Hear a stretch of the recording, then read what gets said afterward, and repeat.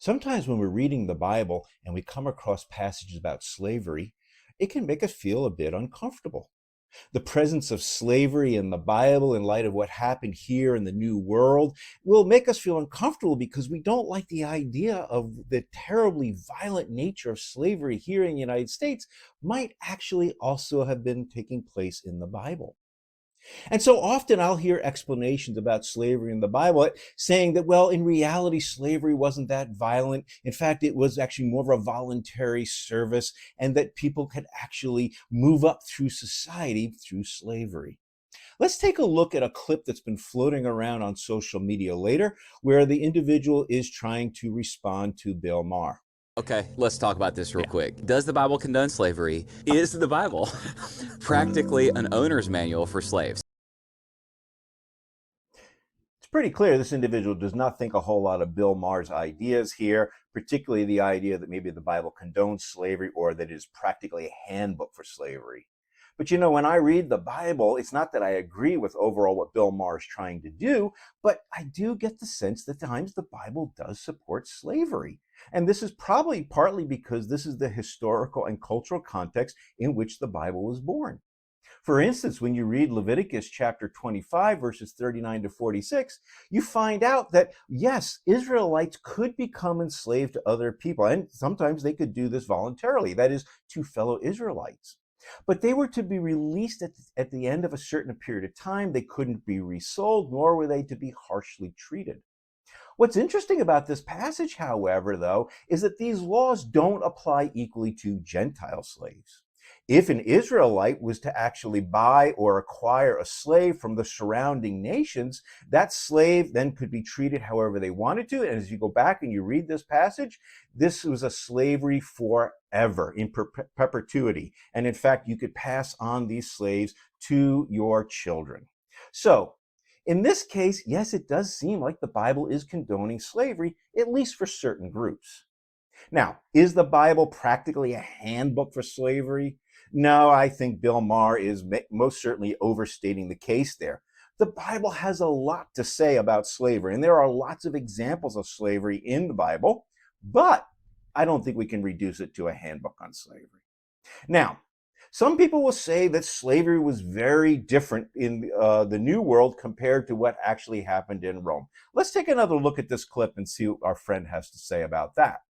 That word has such a wide range of usage throughout human history that it's honestly really hard to even talk about. So let me say a few things. There's a difference between what we as modern Americans think when we hear the word slavery. We think American chattel slavery. The New Testament is written in the Roman Empire. When in the Roman Empire they use the word slavery, what we are not saying is that every way that they practiced quote unquote slavery was morally good. What we're saying is it absolutely was radically different in a few very important ways.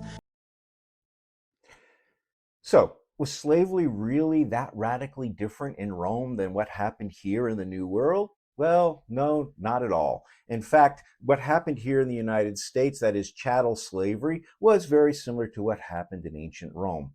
The fact of the matter is the slavery of ancient Rome was just as violent and dehumanizing to the individuals there as it was here in the New World. If you go back and you read the Roman laws of slavery, for instance, and a compendium of these laws known as the Digest of Justinian, you will find that they often mirror exactly what happened here in the New World.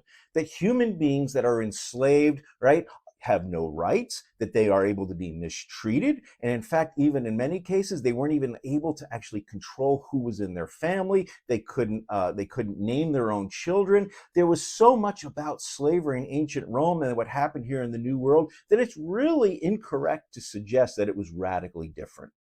I mean, the fact of the matter is, slavery was always a bad idea. It's always a bad idea for one human being to own another. It's never a good idea for one person to be trying to exercise authority over another in this way. Now, our friend is going to try and provide for us some examples of how slavery in the Roman world was different. So let's hear what he has to say on this topic a little bit more. What we're saying is it absolutely was radically different in a few very important ways. American slavery was number one, race-based, number two, lifelong, and then number three, there were in ancient Rome, there were different types of slaveries, many of which were voluntary. Yes. Okay, so you're talking about things like indentured servanthood. Yes. Okay, this individual does make some correct points here. It is true that slavery in the Roman world was not race-based as it was here in the New World. And it is true that in some ways, slavery here in the United States was a lifelong enslavement, whereas that was not always the case in Rome. And yes, there were certainly different types of slavery in Rome. But one thing we need to keep in mind, particularly when we start talking about the fact that slavery in Rome was not lifelong, what I think he's probably hinting at there is the fact that you were able to become freed from slavery when you reach the age of 30. Now, that sounds to be quite a gracious form of slavery. However, that's assuming that you actually live that long. I mean, the average lifespan in those days was 30 years old. So being freed from slavery was not necessarily, oh, great, now I can go off and live my life. You may be at the end of your life and your body and your energy may be completely used up.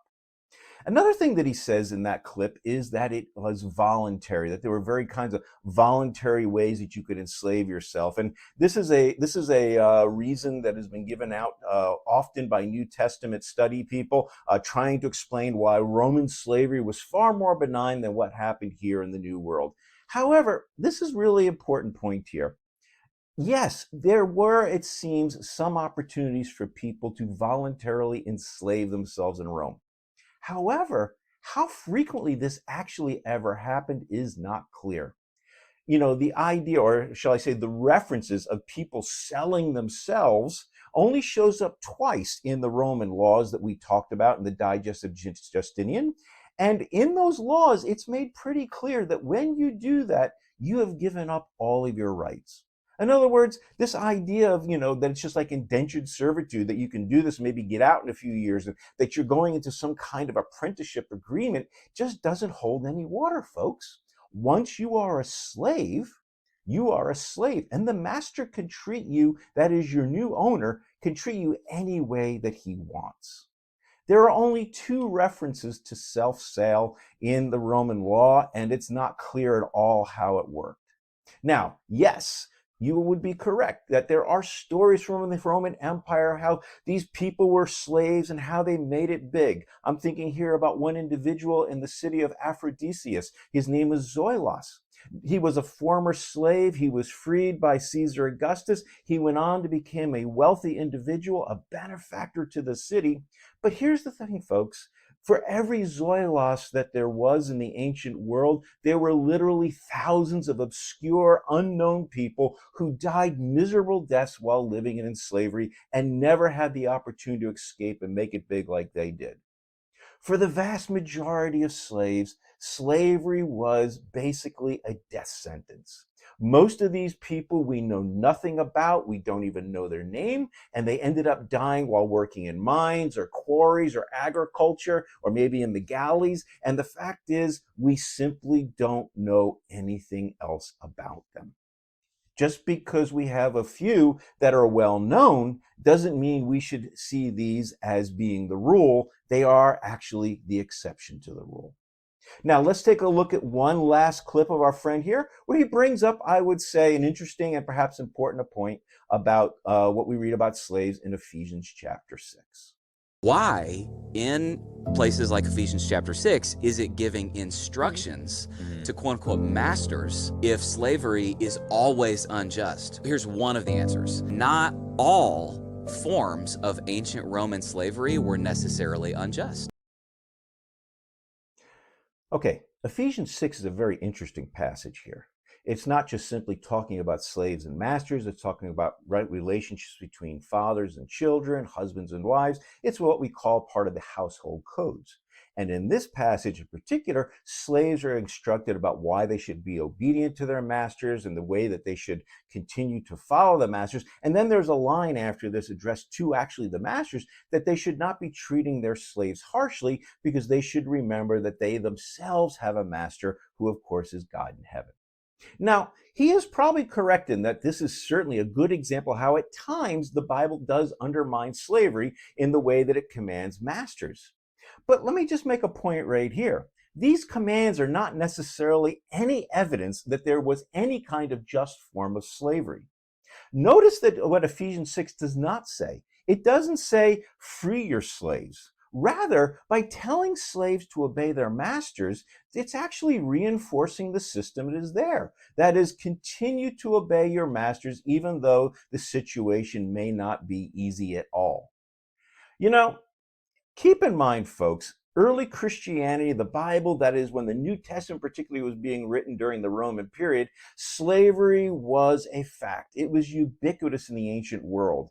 And the fact of the matter is, the early Christians were quite used to it, and they may not have always known how they were going to actually react to it. We can see hints as things as we go along, and we hear, like Paul, like in his letter to Philemon and others, where the eventual demise of slavery, we can hear the echoes happening. But I don't think we should be looking at the New Testament or the whole Bible at all and suggesting that the slavery that we had in the ancient world, whether it be in ancient Israel or under ancient Rome, was somehow much different than what happened here in the New World. Slavery is always a dehumanizing, violent system, and it's never a good idea for one human being to own another. So, are you uncomfortable when you read the passage from the scriptures? I understand why. But nonetheless, don't go around and pretend suggesting that the Bible somehow has a different form of slavery than what was actually happening here in the New World. I'm Dr. John Byron, and this is part of my little short video series, Coffee with a Scholar. If you enjoyed what you heard here today, please visit my website at johnbyronphd.com to see more things that I have to talk about. Take care.